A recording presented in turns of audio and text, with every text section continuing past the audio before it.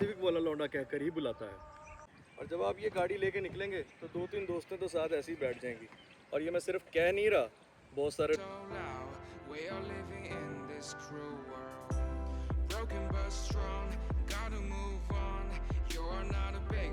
ये वाली सिविक, इसका एक ऑरा है।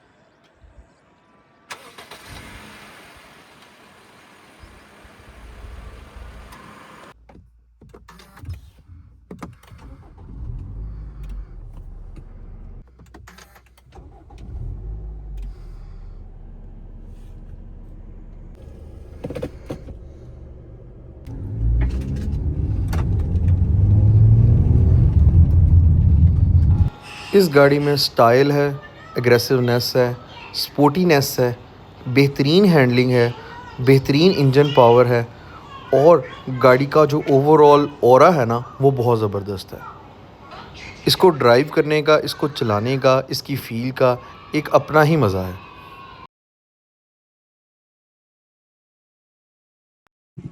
और स्टाइल तो इस गाड़ी में सबसे ज़्यादा है। और जब आपके पास ये गाड़ी होती है तो आपको हर बंदा सिविक वाला लौंडा कहकर ही बुलाता है, क्योंकि ये सिर्फ गाड़ी नहीं, ये एक स्टेटमेंट है, एक फैशन सिंबल है और एक स्टेटस सिंबल के तौर पे मानी जाती है। और जब आप ये गाड़ी लेके निकलेंगे तो 2-3 दोस्तें तो साथ ऐसे ही बैठ जाएंगी। और ये मैं सिर्फ कह नहीं रहा, बहुत सारे लोगों की इस बात से जलती भी है। चलते हैं गाड़ी के सिनेमैटिक शॉट्स की तरफ और फिर इसका रिव्यू एंजॉय करते हैं। Fire went out, lights went down. When you feel lost in your shadow, don't feel alone, don't scream so loud. We are living in this cruel world, broken but strong, gotta move on. You're not a bakery of life, equip my soul, find the real gold. I'll fulfill what I started.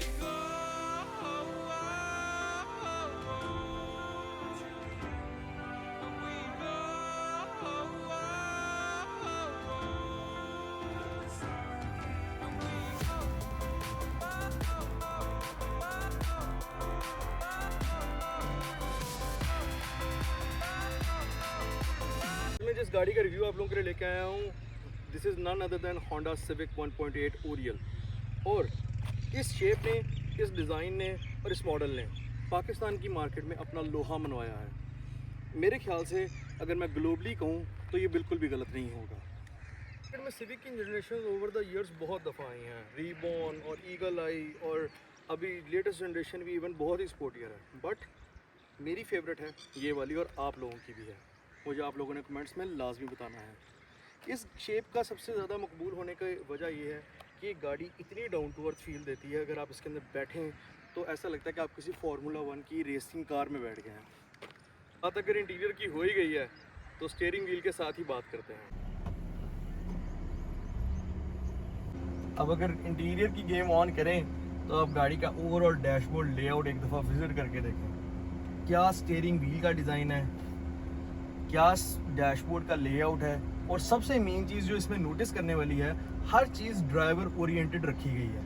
Metre का display, LED, हर चीज़ driver oriented आपको feel होती है, जैसे कि पूरा का पूरा dashboard driver की तरफ ही इशारे दे रहा हो। इवन इसकी जो लास्ट शेप जो होंडा रीबर थी उसके अंदर भी सेम फीलिंग आती थी कि सब कुछ ड्राइवर ओरिएंटेड रखा गया, and that's a very good thing of civic.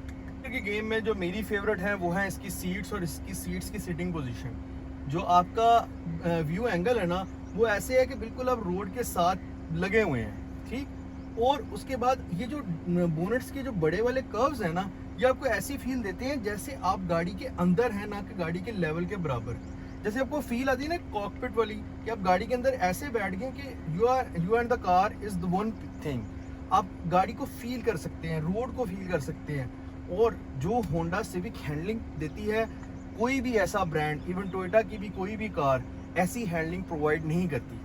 It's a trade off कि अगर आपको अच्छी हैंडलिंग, अच्छी स्टेबिलिटी चाहिए तो आपको होंडा की कार्स में ही मिलेगी। और अगर आप इसमें आपको झूला चाहिए, आपको सस्पेंशन सॉफ्ट चाहिए, आपको गाड़ी कोजी चाहिए, then you should go for Toyota. Honda का ये वाली शेप 2016 में मिली थी, और 2016 में ये एक बहुत ही मेजर अपग्रेड था ऑटोमोबाइल मार्केट के अंदर, बिकॉज हम लोगों ने ऐसी टेक्नोलॉजी, ऐसी कार और ऐसा डिज़ाइन इमेजिन भी नहीं किया हुआ था। मज़ेदार चीज़ इस गाड़ी के अंदर उस टाइम पे न्यू क्लाइमेट कंट्रोल जो कि डिजिटल दिया गया था, उससे पहले सिर्फ हमें ग्रैंडी ऑफर कर रही थी, और वो भी 2015 वाली जो ग्रैंडी थी उसके अंदर एनालॉग ही था। और जब आप 16 की अपग्रेड्स आई, 18 की अपग्रेड्स आई, तो डिजिटल क्लाइमेट कंट्रोल भी मिल गया। यूजी पैकेज जिसे कहा जाता है, एक्स्ट्रा यूटिलिटी पैकेज, जिसके अंदर आपको लेदर इंटीरियर मिल जाता है, नेविगेशन मिल जाती है। नेविगेशन में क्या है जी, एंड्रॉयड सिस्टम आपको मिलता है, front camera, rear camera and cabin camera, यह आप लोगों को इस गाड़ी के अंदर स्टैंडर्ड मिलता है। स्टीयरिंग व्हील की बात करते जाएं तो आपको मल्टीमीडिया के बटन्स एंड क्रूज कंट्रोल के बटन्स इस गाड़ी में स्टैंडर्ड मिलते हैं।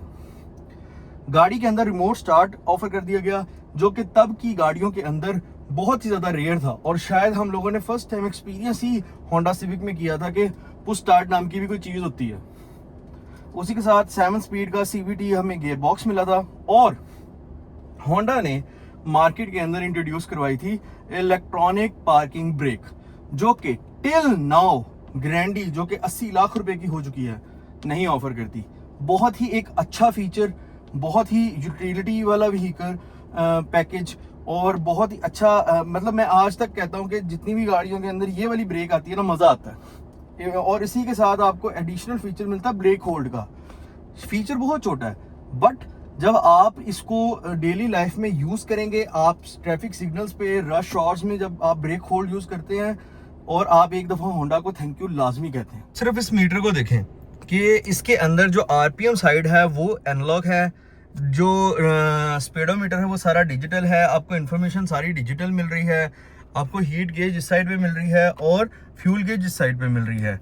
Just look at this meter की ये कितना खूबसूरत है। इसके अंदर एक 3D इफेक्ट आ रहा है, जैसे 2 या 3 लेयर्स के अंदर मीटर डिजाइन किया हो, कि आपको एनालॉग वाली सुई पीछे मिलती है और डिजिटल मीटर आप फ्रंट मिलता है। एट टाइम्स जब आप रात को गाड़ी ड्राइव करते हैं तो ये मीटर एक बहुत ही खूबसूरत डिस्प्ले आपको देता है। ओवरऑल अगर हम इसके बटन्स की फील की बात करें तो क्वालिटी वाइज टिल नाउ आज 2026 के अंदर भी ये क्वालिटी, ये स्टीयरिंग मटेरियल्स, ये बहुत ही अच्छी फील प्रोवाइड करते हैं फॉर अ ड्राइवर। गाड़ी के सारे साइड मिरर्स जो हैं वो पावर्ड आते हैं, रिट्रैक्टेबल मिरर्स भी ऑफर करती है, और फ्रंट दोनों विंडोज इसके अंदर ऑटो आती हैं, जो कि बहुत ही अमेजिंग है। और इसी के साथ सबसे मजे की चीज़ बताऊं, इसका जो पैसेंजर साइड है ना, वहाँ पे भी लॉक अनलॉक का बटन आता है, और ये बहुत ही यूजफुल है। अगर आपने गाड़ी अनलॉक नहीं भी की ना, आपका पैसेंजर गाड़ी अनलॉक कर सकता है, जो कि बहुत ही अमेजिंग फीचर है। ड्राइवर के POV एंगल की बात करें ना, तो this is kind of a view जब आप ड्राइवर सीट पे बैठते हैं तो आपको फील देता है। Just look at the road, आपका और उसका लेवल कितना खूबसूरत और कितना बराबर है। एक बिल्कुल स्पोर्टी कार वाली वाइब है इसके अंदर। 2016 टिल नाउ ये गाड़ी जब से लॉन्च हुई है, ये आपको एक ऐसी फील देती है कि आप एक स्पोर्टी कार ड्राइव कर रहे हैं, आप एक फैमिली सेडान ड्राइव कर रहे हैं, येट इसके अंदर पावर, कंफर्ट, हर चीज़ मिक्स थी। और वो ये गाड़ी टिल नाउ इस वजह से आज तक मकबूल है, और इसकी मार्केट रीसेल वैल्यू इसीलिए इतनी अच्छी है क्योंकि लोग इसको लेना पसंद करते हैं, बैठना पसंद करते हैं, एक्सपीरियंस करना पसंद करते हैं, क्योंकि ये एक स्पोर्टियर कार है with a sedan family. Honda civic की जो ड्राइव है और जो इसकी हैंडलिंग है ना, वो ड्राइवर को बहुत ही ज़्यादा कॉन्फिडेंस प्रोवाइड करती है। इवन आप हाई स्पीड्स पे हों, आप किसी टर्निंग एंगल पे हों, आप किसी भी ट्रेन पे हों, ये गाड़ी आपको स्टीयरिंग में बैठे हुए ड्राइवर को एक कॉन्फिडेंस देती है कि यस मैं तुम्हारे साथ हूँ, तुम रेस दो बस। इवन टिल नाउ जहाँ पे मार्केट में इतनी सारे नए ब्रांड्स और इतनी सारी नई गाड़ियाँ आ चुकी हैं, इस गाड़ी की न्यूअर जनरेशन भी आ चुकी है, लेकिन लोग आज भी सिविक को पसंद करते हैं बिकॉज उनको इसकी ड्राइव का पता है, उनको इसकी बिल्ड क्वालिटी का पता है, उनको इस गाड़ी पे ट्रस्ट है। और जैसा कि मैंने आपको बताया कि ग्लोबली सिविक का एक नाम है और लोग इसको पहचानते हैं और इसे लेना पसंद करते हैं। आपकी इस बारे में क्या राय है?